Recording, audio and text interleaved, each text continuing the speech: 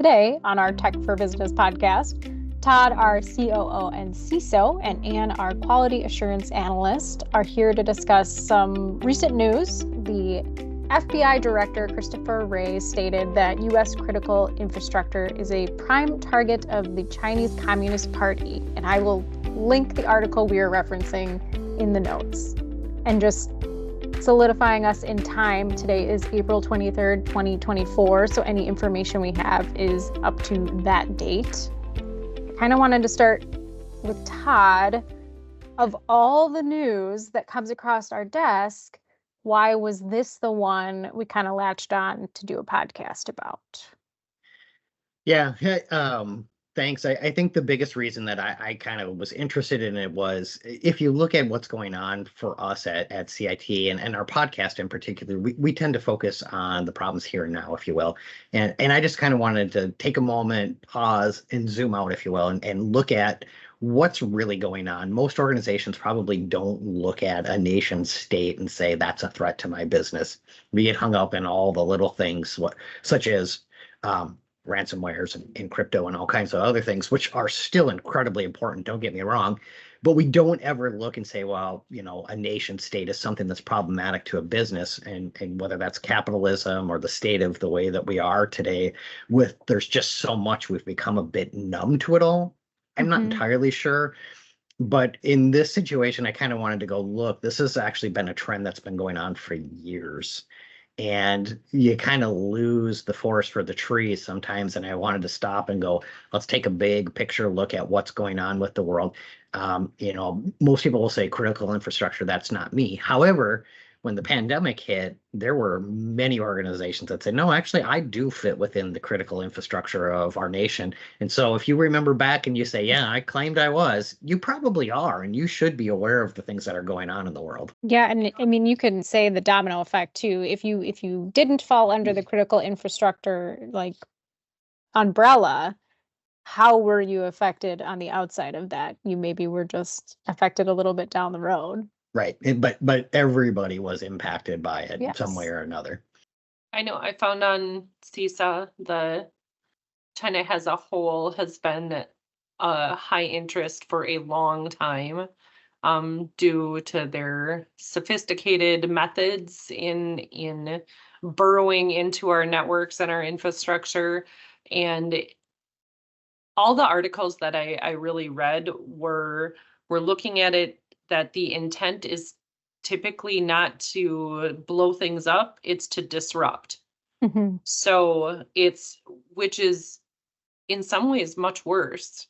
It's a long game. It's a thought process that the report we were talking about that we'll link is this is a 5-year summary of this. It's not even 5 years. I would say it's much longer, but technology continues to evolve.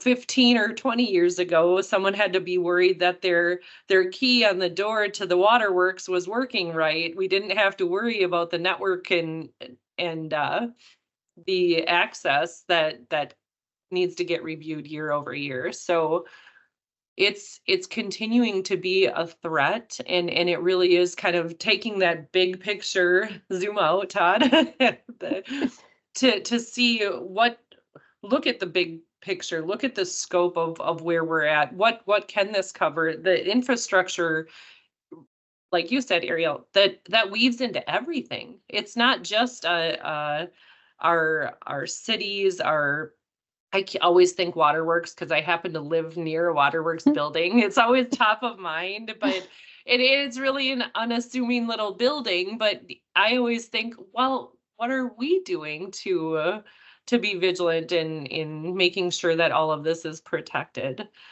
So it was a really good article to kind of resurface that interest and keep talking. I like to dig into this more because it is so important to keep it top of mind, but really kind of taking that big picture approach that this does really affect so much.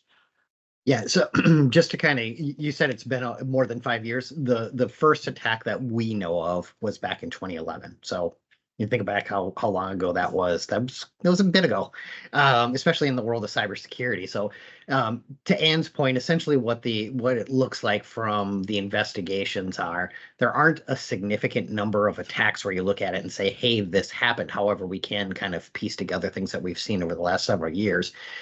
But they are really trying to figure out what do we have. So when the Chinese government is attacking, I mean, they've gone after every sector, bar none. They've gone after, I mean, they really have. And largely what they're taking is information. It's not like they're disrupting today as much, although that does happen. Mostly what they're doing is they're taking information. I mean, they're going after, the airplane schematics, and they're looking at Tesla cars. And I mean, they're going after everybody.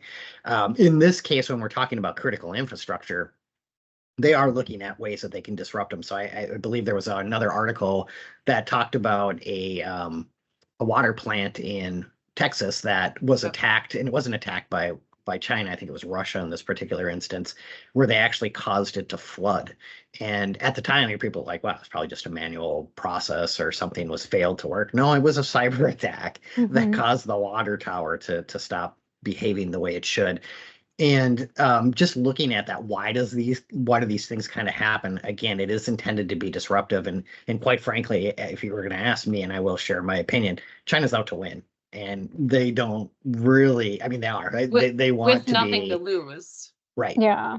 And nobody's really stopping them. Nobody's getting in the way. And I think this is the other thing I kind of wanted to hit on is, if you look at it in the United States, I think the mentality is the government's going to protect me, right? They just got my back, which it probably isn't correct. When we share out this article, you'll see that they specifically spell out that they want the private sector to help them through this process. It's too big to do it on their own. For sure. And then last thing, and then I'll let Ann talk, I swear to goodness, was the reason why these are under attack is they're old. They're very legacy-based equipment. They're huge. They're just absolute Frankenstein pieces of equipment that have been around forever, and they're extremely expensive to replace. And so they've been around for a long time. They're old, non-typical computer-y type systems. I mean, they are, right? There's all technology behind it, but it's just really old technology. And when you look at the utility sector, Americans, hey, I've spent a ton of money on taxes. You're probably already taking care of it. Unfortunately, security is a cost center, and they look at it and go, "That's just more money. How are we going to allocate that? Right? How are we going to move that over there and change it up?" That couldn't be more true. I when I was looking at all of the articles and just kind of looking at I think I reviewed 5 of the last impactful incidents, if you will, whether it's the Texas or something like that. Something that came top of mind was, it's hard for everyone to remember that their own continued vigilance is just as important as, say, capital government, or Joe at the waterworks or Joe Plumber is just as significant with his vigilance on his network as it is as at the FBI. And I think that's where it's a bigger engagement ask from the FBI to say, we need you. We can't do this without you. And I think that's a slightly different look at it than what you were saying, Todd. I'm not sure, but they do need every one of us to take the steps to say, did you lock your PC? I mean, this is low hanging fruit here. Can you advocate for more security controls at your city, at your county, whatever that may be? It's hard. It's really hard because it is a cost center, but it's important. It's so key to managing it. When you think of the idea that someone can really mess up your utilities in some way and not ever set foot in this country, and they've been playing this game for 5 years, you kind of start to think about, what could I have done? What can I do right now? That's like, check. If you see something, say something. If something seems, I love the word hinky, but if something seems hinky, it may be. It's good to say, hey, and I'll use what I know, the near waterworks building. If I walked by that and the door was open at 6:00 at night, I would probably say something. And that's not even cybersecurity related. There's so many little nuances we could be reporting, identifying, or trying to remediate, resolve that may be nothing, but they also may be something significant that we don't have any clue, that with an aggregated look on all of the incidents and actions together. Yeah. Go ahead. I'm sorry. I learned that word from Abby Shuto on NCIS. Oh, okay. Mm. I'd never heard it. I didn't really watch NCIS, so that would make sense. I was going to say one of the things that, and it's 11 years that I know of at least, so it's more than 5. 11's more than 5. For sure. No, I'm just referring, the FBI article said 5 years, 5 Okay. years long game, something like that. So again, when Anne kind of hinted at this a little bit, and I kind of want to drive this point home specifically, this does not just impact public works kind of stuff. This is everybody. I mean, there was, man, I think it was only a couple of years ago, like 2 or 3, where the Chinese government was attacking home routers. So if you're curious, it impacts you at home. They are not messing around. They want to go after everybody. Maybe you can do some sort of link back to why TikTok is under scrutiny at the moment. You're probably going, hey man, I want to post my dancing video. And the US government's going, no, it's much more broad than that. I am the lip sync master. No, I'm just kidding.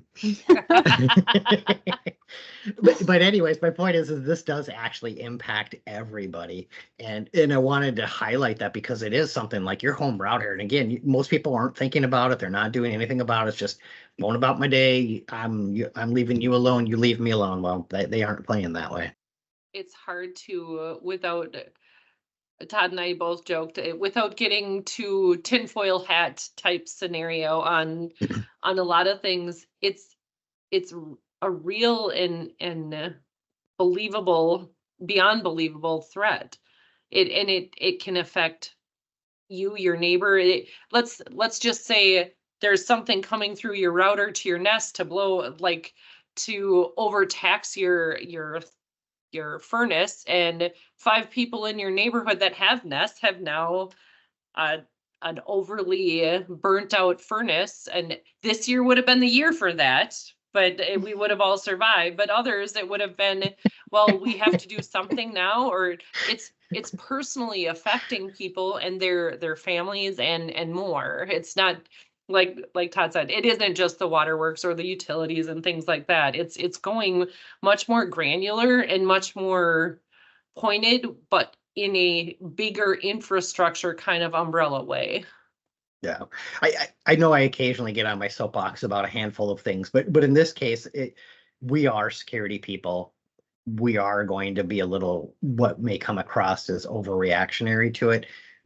But I'll tell you that everybody that I talk to in the business world typically says, I don't know what I don't know. I need the infos, right? Please help us. And so we're sounding the alarm saying, hey, this is a big deal. If the FBI is coming out and publicly saying, this is currently happening, this is not going to stop, we need your help, it's time for us to sound the alarm and get a podcast up. Now, I will say it's dangerous to go alone. Take this. Thank you. Hopefully some people appreciated that besides myself. but so you're not alone. You did get some help. So I'll give in a couple examples. The FBI is already actually helping. I don't want to overemphasize this in the sense of, again, don't worry, we got it, because it's much broader than that. I mean, obviously we're trying to do our part. The FBI is trying to do their part. But a great example of this was, I think it was last year, where we had the on-premise exchange problem where it was clearly under attack. Which, in case anybody's curious, we kind of recommend going to the cloud because you get the patches, the remediation instantly, instead of having your on-premise exchange, which is old, it's hard to update. Most people can't take it offline because it's a critical part of their business, et cetera.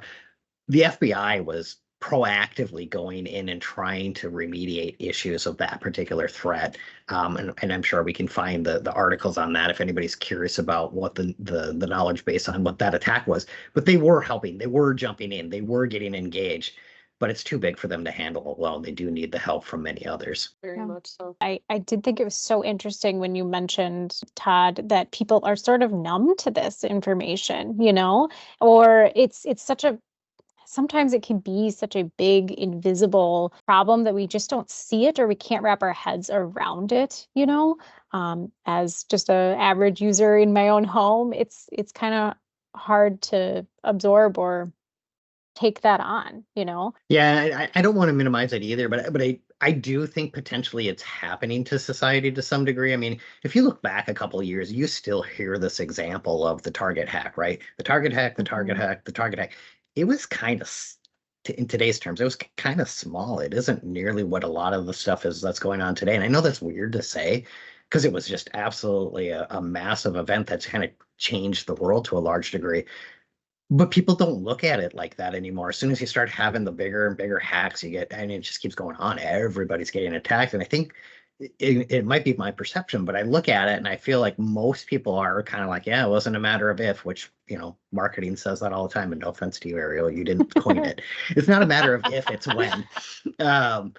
And I think people have accepted it. It's going to happen. Now, where we go from here is kind of what I think the world is. And it's kind of funny when I see how everything reacts. When you look at Wall Street or whatever, you see something happen. You'll see Wall Street is a great example. You'll see the stocks dip. And then depending on how the organization responds, hey, this is what we did. We're very open. Here's the communication. Here's how we're responding. Here's how mitigation looks like. Here's how it impacted you. And here's what we're going to do about it. It goes right back up. And they're like, oh, well, okay, they're going to be better for going through this. And honestly, a lot of organizations are. But as a consumer, it just seems to me when you see the stock market immediately taking back up, you're kind of like, well, we knew that was going to happen. And I'm glad they're doing better than they were before. I'm buying. It's just odd to me.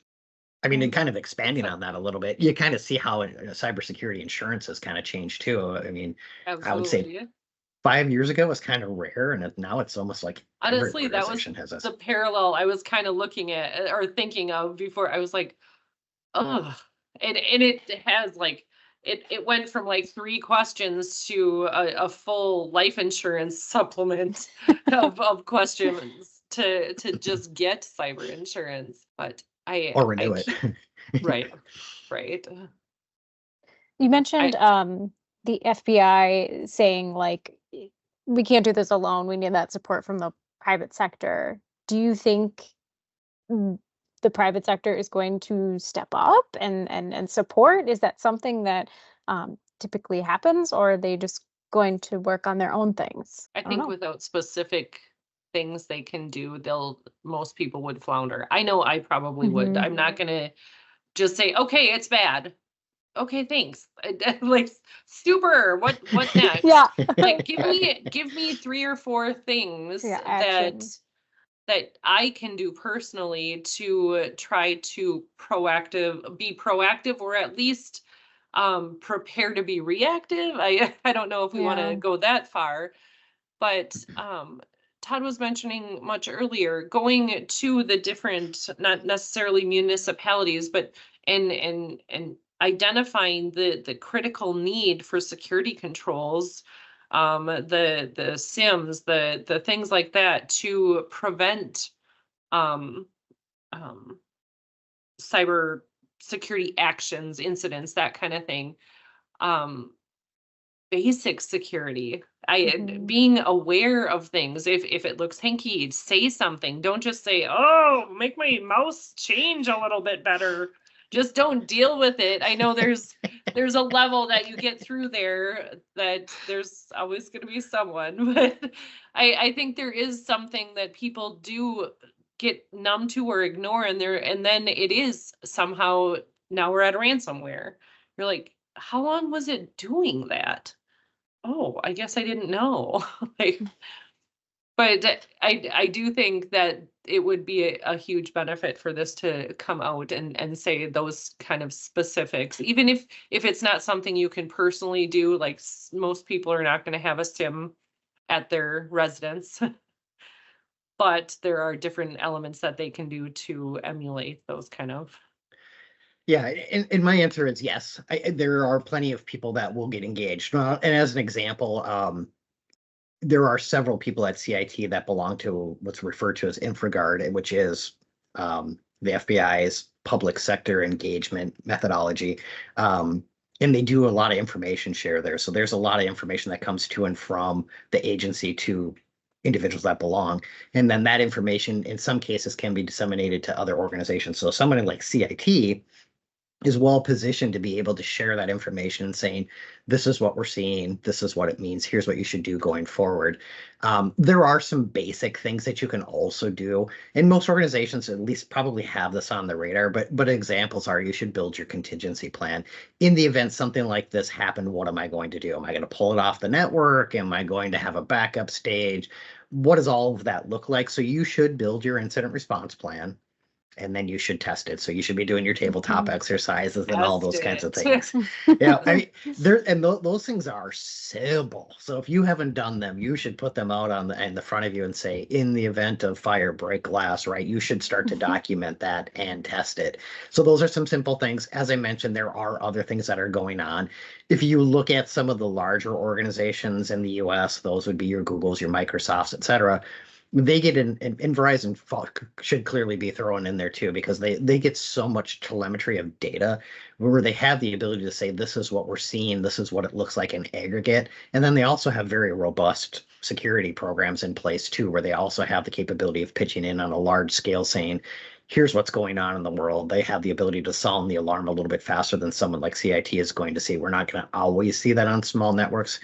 Smaller networks may not have the tools, they may not have the maturity, but someone like Microsoft can kind of sound the alarm early, which helps out publicly how we start to address it. So the answer is yes, but I would love to encourage as many people as possible, right? Again, this is cities, counties, municipalities, you name it, you're under scrutiny. And if you don't know what to do, reach out to your partners. I mean, obviously we're around, but we're not the only one. There's a lot of people out there that can help, and we are trying to make it better. So I want to allow you to share anything else that you feel about this, but I'm curious as we wrap up, what is 3 years, 5 years down the road that we're dealing with this? Are you going to see a lot of compliance changes, cybersecurity insurance changes? Are there going to be actual like infrastructure changes? What is going to come out of this? Yeah, so from my perspective, I think the changes are already happening. You're starting to see it start to trickle through. Again, the FBI is working with academia and a bunch of other things, so it's starting to trickle down a little bit. You're seeing it in most areas. When it comes to city and county levels, we're starting to see that the cities and the counties are actually getting engaged. States in particular are saying, here's the next mandate. Here's what you need to have on your radar. So it's already starting to happen. 3 years from now, it really depends on how we respond to these kinds of threats and where they do it. You should see a fairly significant increase in defensibility of a lot of organizations as this information starts to get disseminated and people start moving forward. What does that look like from a technology aspect? I would say you're going to see the adoption of zero trust, which we're already pushing pretty heavily. Because I feel like we might be slightly ahead of the curve on saying it's time, the time is now. But again, if somebody's not waving the flag saying now's the time, most people aren't planning for it. If you're not planning for it, you're not moving forward. But I do think that adoption is going to start to accelerate, and you're going to see people start to defend differently. One of the larger things is going to be it's really going to be difficult to defend some of those older systems, and you'll just have to find some additional creative ways to segment them and whatnot. What about you, Anne? Just yes. Yes. Really what Todd said. No, I think that it the idea of every access, every person and their sphere of data control, data access, what is going to continue to be more scrutinized, and the importance of personal vigilance on their access, not just logging in, walking away. I know these are the low tech, but it's no different than the incident response plan to say, let's walk through this. What do you do in a day? Oh, someone already walked by my PC twice. That wasn't me, and went right on it. That's low tech and low hanging fruit, but it's important.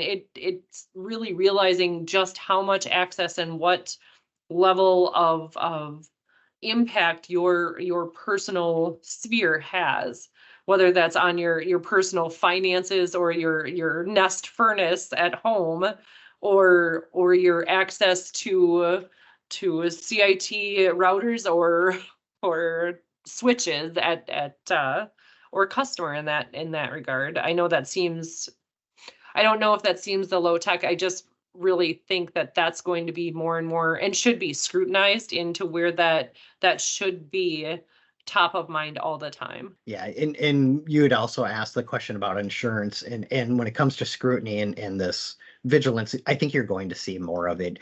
And said it already, and we've got an entire podcast dedicated to it. If you want to cross-pollinate, we would highly encourage it.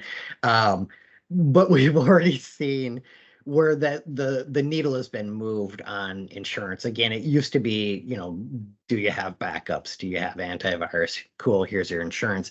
To being nearly an entire security audit where it's, let's dig into the weeds, show me your network diagram, show me your data flows, show me your security policy, who's ultimately responsible. It's getting very, very complicated, and it's only going to get more of that. So it's starting to happen.